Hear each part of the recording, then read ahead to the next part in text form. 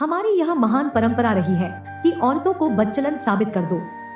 भले ही मर्द ने भी साथ में भोग किया हो, पर बच्चलन कहा जाएगा तो सिर्फ औरत को। सफाई कर्मकारों की हमारी नीची जाति में घर चलाने की जिम्मेदारी हम औरतों की है। बाहर जाकर 4 पैसे कमाने से लेकर बच्चों को पालने तक हर जिम्मेदारी औरत की है। हमारे मर्द जो कमाते हैं वह शराब में उड़ा देते हैं, और इसी वजह से मेरे समाज में अनेक औरतों का अपने काम की जगह के मर्दों के साथ नाजायज रिश्ता है। इसी के चलते हमारे समाज की अनेक औरतें बच्चलन कही जाती है। दिन के उजाले में सभ्य समाज के लोग नीची जाति की परछाई से भी दूर भागते हैं, लेकिन रात के अंधेरे में इन्हीं नीची जाति की औरतों को भींचने, उनके साथ सोने, मुंह में मुंह डालकर चूमने और उनके जिस्म की खुशबू सूंघने में उनका धर्म नहीं बिगड़ता है। मुझे बच्चलन होने का पहला सबक मेरी चचेरी बहन निक्की ने दिया। मुफ्त राशन पाने के लिए वह दुकानदार को खुश करती थी।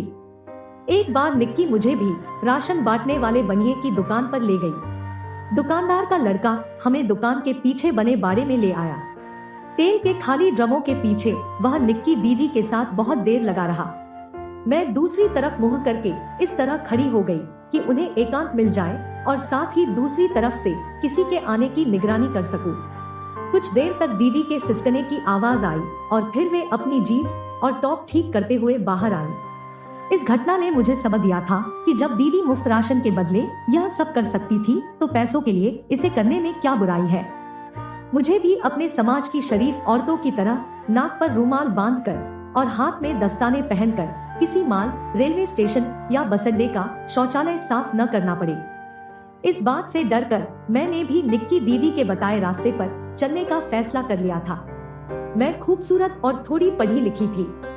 अनेक मर्द मुझे अपनी बाहों में लेने के लिए बेताब थे। उस समय मेरे जोबन पर सावन की बहार थी।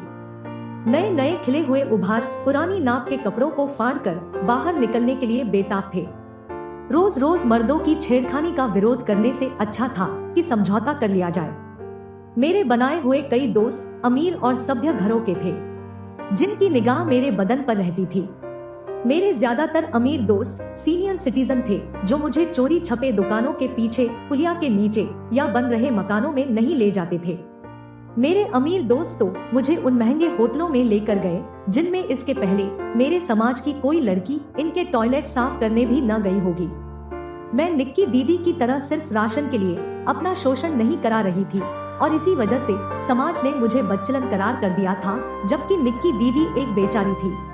कुछ भी हो, लेकिन मैं अपनी जिंदगी से संतुष्ट थी। 25 साल की उम्र में जब मैंने अपने कमाए हुए पैसों से स्मार्टफोन और एक स्कूटर खरीद लिया, तब समाज के ठेकेदारों को यह सहन नहीं हुआ। उन्होंने मुझे आवारा और बच्चलन साबित करते हुए मेरा घर से निकलना दूभर कर दिया। परिवार पर दबाव बनाकर मेरी शादी करा दी। मेरा पति राकेश एक प्राइवेट कंपनी में ट्रक ड्राइवर था। सुहागरात के बाद कुछ ही दिन वह मेरे साथ प्यार कर सका। लोग कहते हैं कि मुझे अमीर और स्मार्ट लड़कों की लत लग चुकी थी।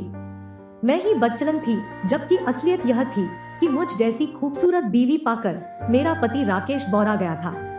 राकेश के ऑफिस के अमीर दोस्त पार्टी मनाने के लिए अक्सर हमारे घर आते थे। जल्द ही मैं उनकी नजरों में चढ़ गई। शराबी राकेश से बिस्तर पर कुछ बनता नहीं था, और उसके दोस्त मेरे कपड़ों की चीरफाड़ करने और मेरे जिस्म पर सवारी करने को बेताब थे। एक दिन जब राकेश ने मुझे घर खर्च के पैसे देने में आनाकानी शुरू कर दी, तो मेरा सब्र जवाब दे गया। मैंने राकेश के दोस्तों से समझौता कर लिया। राकेश के सभी दोस्तों द्वारा दर्जनों बार मेरा उपभोग करने के बाद मेरी ससुराल में मुझे आवारा और बच्चलन करार दिया।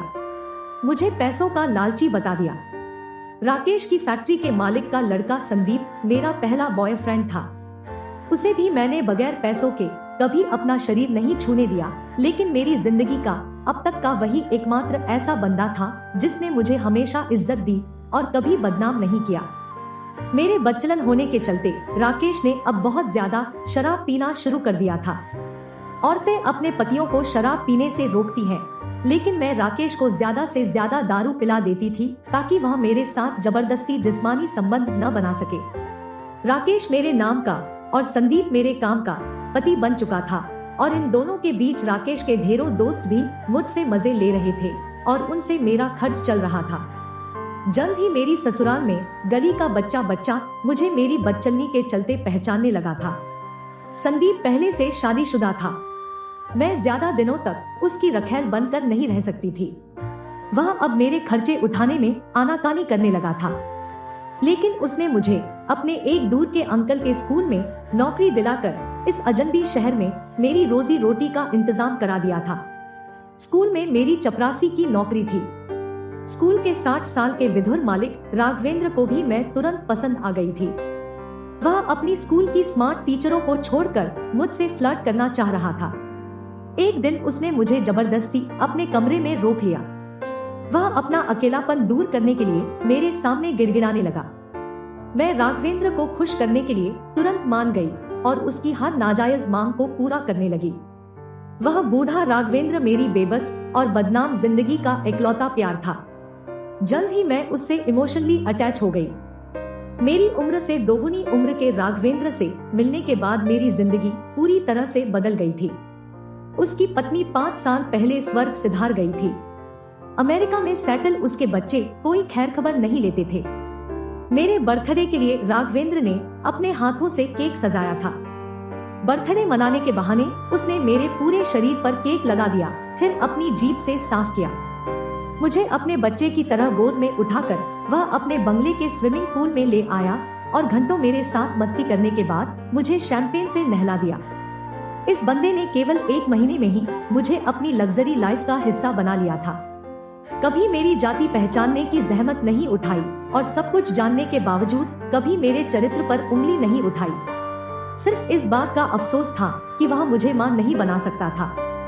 राघवेंद्र ने मुझे हमेशा अपने साथ रखने के लिए अपना पर्सनल असिस्टेंट बना लिया था। स्कूल और अपनी फैक्ट्री में घंटों वह मेरे साथ रहने लगा था। उसने मुझे अपने स्कूल की मास्टरनियों और फैक्ट्री के मैनेजरों का भी बॉस बना दिया था। मेरे चलते अब राघवेंद्र के मुलाजिम घपला नहीं कर पा रहे थे।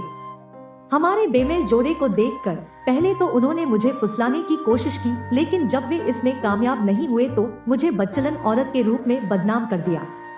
बदचलन कहे जाने से अब मुझे कोई फर्क नहीं पड़ता था, लेकिन अब तो उन्होंने मुझे दौलत की लालची एक फरेबी डायन तक साबित कर दिया था। इन्हीं उलझनों के बीच एक दिन कच्ची दारू पीते रहने के चलते राकेश मर गया। वह दिन मेरे लिए आजादी की तरह खुशियां लेकर आया था। बाहर कमरे में राकेश का बेजान जिस्म पड़ा हुआ था और अंदर बेडरूम में मैं और संदीप एक दूसरे में गुंथे पड़े थे। हम देर रात तक खुशियां मनाते रहे।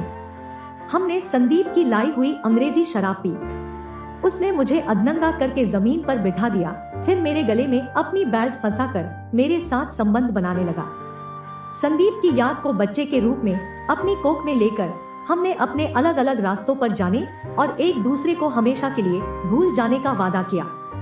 मैं ऑटो रिक्शा पकड़कर राघवेंद्र की बताई जगह पर पहुंच गई। उसने मेरा इंतजाम करने के अलावा अपना नाम, काम और इज्जत दिलाने का वादा किया। मेरी कोख में बच्चा होने की खबर मेरे लिए खुशियों की सौगात लेकर आई थी। मैं राघवेंद्र को यह यकीन दिलाने में कामयाब हो गई कि यह उसका बच्चा है और उसने जल्द ही मेरे साथ कोर्ट मैरिज कर ली। मैं आज भी एक अमीर घर की इज्जतदार औरत बनना चाहती थी, लेकिन राघवेंद्र के स्कूल और फैक्ट्री के मुलाजिम मेरी बेवफाई और बदचलनी को साबित करने में लगे हुए थे। राघवेंद्र की बीवी बनने के बाद उसके परिवार में भूचाल आ गया था। अभी तक राघवेंद्र की खोज खबर न रखने वाले भतीजे, लड़के और भाई आने लगे। मेरी कुंडली खंगाल ली गई। पहले उन्होंने मुझे राघवेंद्र से बेवफाई करने को मजबूर किया, लेकिन जब वे इसमें नाकाम हुए तो एक बार फिर मुझे बदचलन साबित करना शुरू हुआ। राघवेंद्र को भी मेरे बदचलन होने का यकीन हो गया। अब वह मुझे घर से निकालने और ठुकराने को तैयार था, पर मैंने कच्ची गोलियां नहीं खेली थी। मेरे पास सबूत है कि उसने मेरा रेप किया है। यह कार्ड खेलते ही सब आरोप हवा हो जाएंगे। दोस्तों, अगर आपको ये कहानी पसंद आई तो अपने दोस्तों को शेयर करें और अगर आप चैनल पर नए हैं तो नॉवल स्टोरीज को सब्सक्राइब करें और नोटिफिकेशन बेल दबाना न भूलें। अपना और अपने परिवार का ख्याल रखें। मिलते हैं नई कहानी के साथ, तब तक के लिए धन्यवाद।